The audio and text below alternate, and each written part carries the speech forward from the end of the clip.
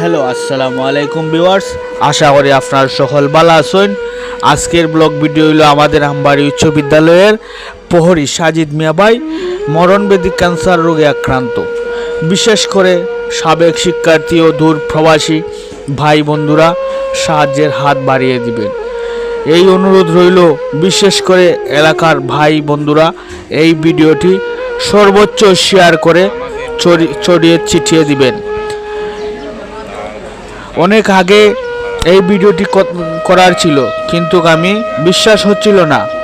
আজ দেখি সাজিদ মিয়া ভাই মরণবেদী ক্যান্সার রোগে আক্রান্ত।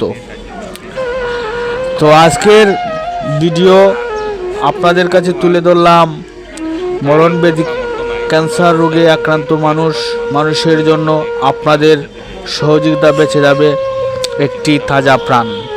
প্লিজ সবাই সাহায্যের হাত বাড়িয়ে দিবেন।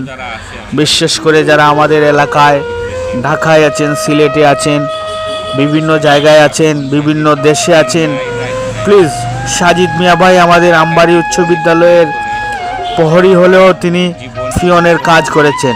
তিনি অত্যন্ত নম্র ভদ্র, সবার সাথে ভালো আচরণ করেছেন আমার জানা মতে। আর আমি জীবনেও দেখিনি সাজিদ মিয়া ভাই কারোর সাথে খারাপ আচরণ করতে। যারা আমবাড়ি উচ্চ বিদ্যালয়ে পড়াশোনা করে গেছেন অবশ্যই আমার চাইতে আপনারা ভালো জানেন সাজিদ মিয়া ভাই কেমন মানুষ।